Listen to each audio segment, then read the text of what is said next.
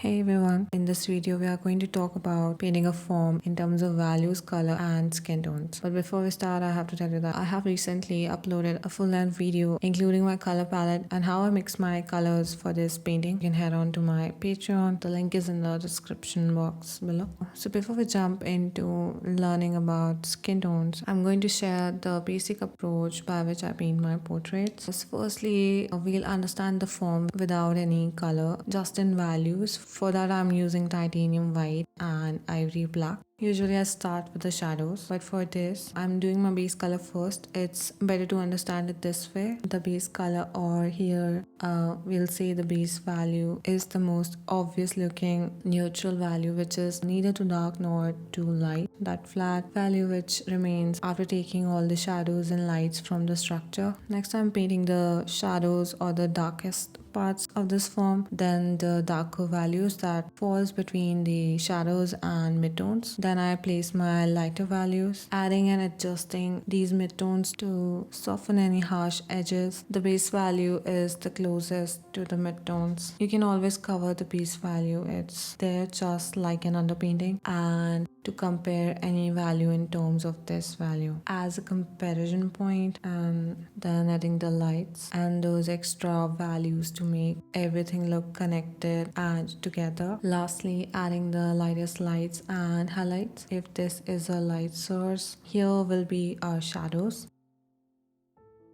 This will be a midtone. These being the base color or value.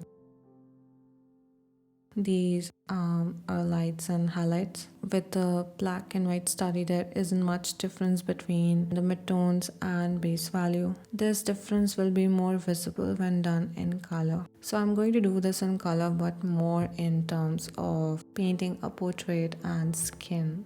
So for this, the palette I'm using today is warm and cool red, yellow and blues, and also black and white. I start with the shadows first, usually because I don't want any white in my shadows. It's better to have more translucent, transparent shadows, and if they lack structure, you can always come back to adjust it or make them darker. Then I'm doing this base color. You can find it on the planes of the face. For example, on the forehead. This can be used as a base color, or this, or maybe this.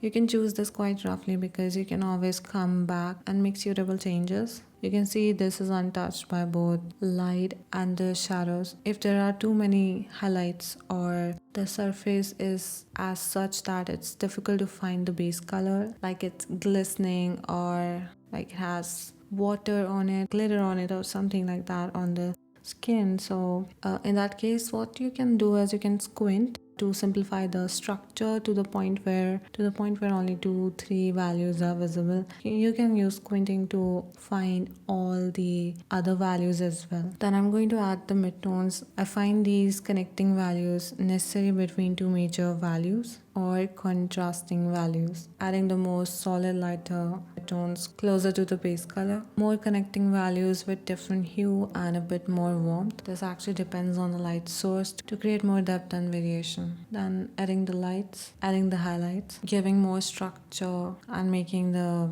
shadows darker. I have added these olivish and reddish color for variety. You can add more color, different color depending on the type of skin you are painting. The skin is quite warm, so I'm adding more warm colors in harmony with the already existing skin tones. Sometimes I exaggerate the colors I see. This really depends on your taste. Personally, I find conventional way of painting skin to be very bland and boring. So I do like to add random colors. Like this purple looking cool tone goes with this overall orangish warm skin. You can add bits of olive hues on pink and peachy skin, pink or blush tones on warm olive skin. This is the way I usually paint all my portraits. Even with the orange underpainting, it's the same workflow, keeping each and every step separated so that you can see the portrait as a whole and not zoom in too much, saving the details like highlights, creative color additions for the last. So a little update about my current palette. It's slightly different than my usual